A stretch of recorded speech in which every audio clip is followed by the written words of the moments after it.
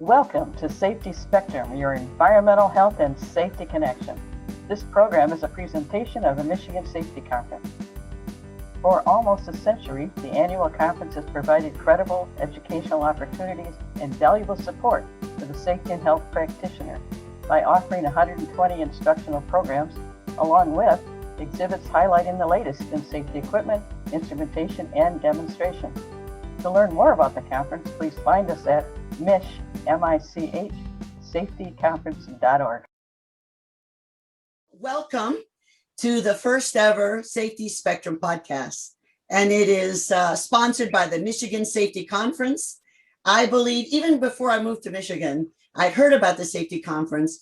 It is an amazing collection of interesting minds who understand the theory and the practical aspects of safety in various areas. So today for our first podcast, we've picked Carl Granger, CSP, SMS. Hi, Carl. Margarita. He is the Director of Safety and Compliance for the Woods Construction Interiors in Sterling Heights, Michigan. And he's also the first winner of the Hayes Safety Award for Excellence. Congratulations, sir. Thank you very much. I heard you just won another award. What was the name of that? The Mid-Michigan chapter of the American Society of Safety Professionals awarded me with Safety Professional of the Year this year. Well, so, you deserve it. I call Carl the safety guru, the safety guy. He's amazing.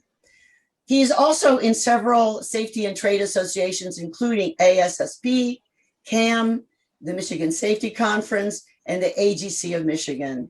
Welcome, Carl. So let's just get started. The purpose of this podcast is to spread awareness and to educate on safety. So the topic today is construction, challenges of construction safety. What are the safety challenges on a construction work site? What makes it uniquely hazardous? It's a great question. So I think in any job, there's always going to be hazards.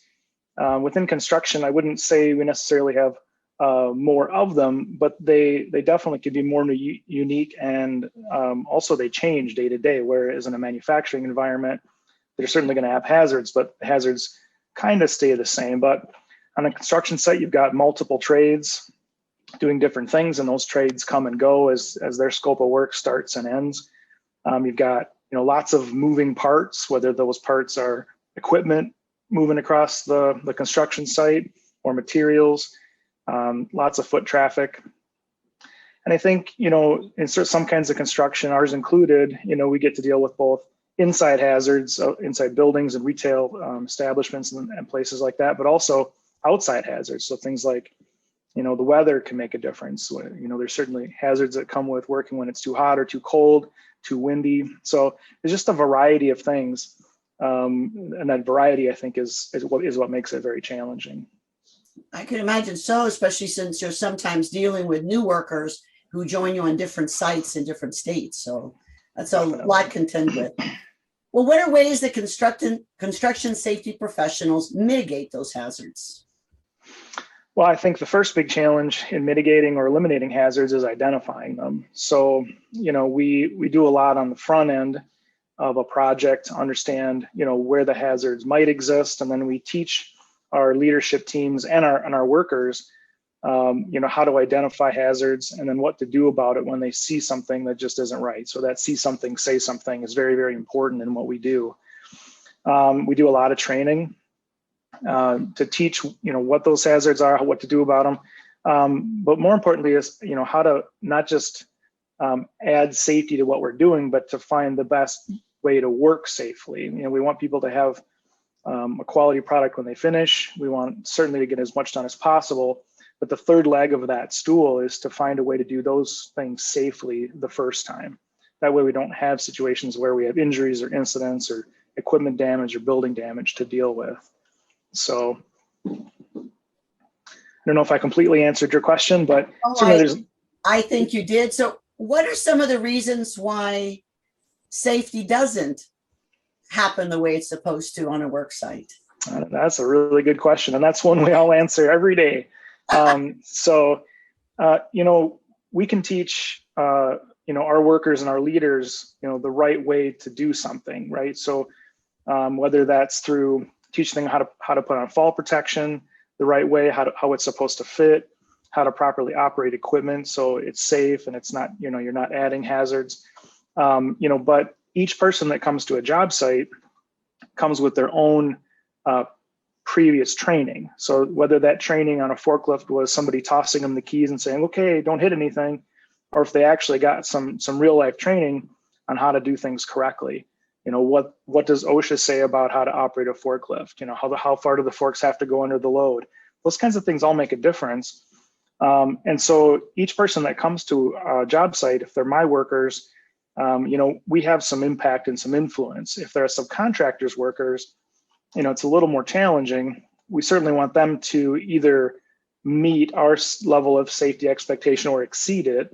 And if we come across a sub that has better safety rules than ours, we snatch them and steal them and make them ours. But there's a lot of difficulty, and well, not difficulty, but it's a challenge, to bring everybody up to the level where we've got safe work going on all the time. It's lots of people with lots of levels of experience and prior training, whether that training was good or bad, and we're trying to bring everybody up to the same level where we can work safely without having to worry about incidents and injuries. So with all this issue of complacency, even though everyone understands compliance, how can we capture the attention of the team to stick to compliance and go beyond complacency? That's the $1 million question. I think the biggest thing is, making sure we have good communication with our team leaders, our superintendents, our foremen, and also all of our workers across all the job sites. I think communication is key. You have to communicate the information that they need where they are and where it makes sense to them. So we got to make sure the communication strategy isn't just an email here or there.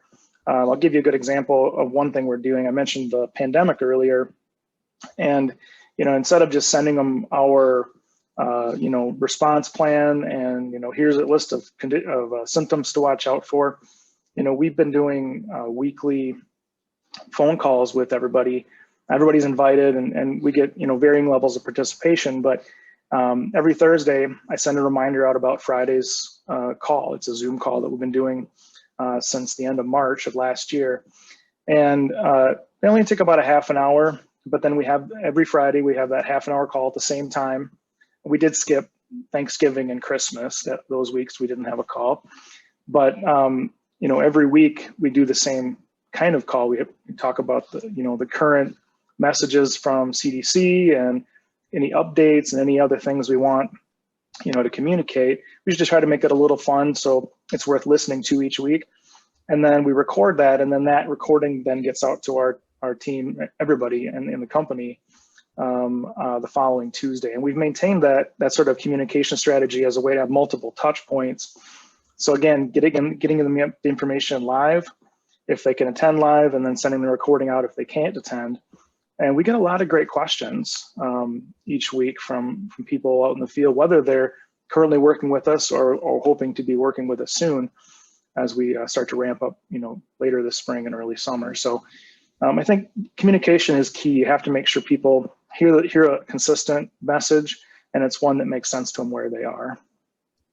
I like your strategy with your weekly calls of continuing to reach out with emails, and your calls are video calls, but just using the auditory, which means that anyone in the field can access it easily. So I think that's a brilliant strategy. Although I'm sure everyone misses seeing each other, you can't stop everything sometimes to have a video call. So with bandwidth the way it is, so that's brilliant. So what can each of us do to promote a culture of safety? Well, I think the biggest thing is individually, we're responsible for our own safety. So, I mean, that's a realization that's important to make. The Dirty Jobs guy, Mike Rowe, has a saying, safety third. And the reason he says, because safety first, that's great, and it sounds good on paper, and even we can preach it and teach it. But his comment is safety third. No matter what kind of safety rules we put into place, or even disciplinary actions for not doing things safely, each person really is responsible for their own well-being. I can't sit over everybody's shoulder all day long on all 40 or 50 of our job sites and make sure people are making the right decisions. So we do our best to teach the information, and then we make sure we empower and teach, in a way that empowers our workers to, make that safety conscious decision whenever the need arises. At some point they're going to be on, have to get up on a roof, and we want to make sure that, they have the tools and equipment, but also to do that safely, whether that's a rope grab and a harness or, some kind of a way to stay away from the edge. But they have to be willing to do that, and they have to understand why it's important. And I think that's the key. So what can each of us do? I think watching for hazards in our own personal environments, but then you have to take that to the next step and make sure that we're making the decision that keeps us safe. And recognizing that if we do X, Y, or Z and take that risk and accept that risk, that something bad could happen, and then just make the decision that keeps us safe and keeps our friends, family, or coworkers safe as well. I think that's good. And one of the things that I see that erodes safety is fatigue and lack of sleep and all that. What do you say about that? How can we keep sharp so that we are not only having the right tools and all the information, but use them regularly and wisely? That's a good question. I think, maintaining a healthy state of mind is important. And I think that's been extra tricky during the pandemic, with so many people having to adjust everything they do to, work at home or maybe not work, and try and figure out what else to do to, to stay focused. But I think, it's all the normal things that we would hear from our doctor during our annual physical, right? Get good sleep, make sure we're eating healthy, getting some exercise, which I need to do more of. Those kinds of things I think help us stay sharp. Within the realm of safety, we want to make sure we're as safety professionals, we stay on top of any rule changes that might be, coming or have changed, without us catching it, so that we can make sure we're as up to date as possible, and then we can pass on, either that new rule or those new best practices, to our workers or friends. So. Well, I think that's wonderful. All right. So as a member of the board of the Michigan Safety Conference, I know that you love to brag about the upcoming April conference. So here's your chance to brag. Why should everyone attend it? Yeah, I've been involved with Michigan Safety Conference for several years, and it's a great organization.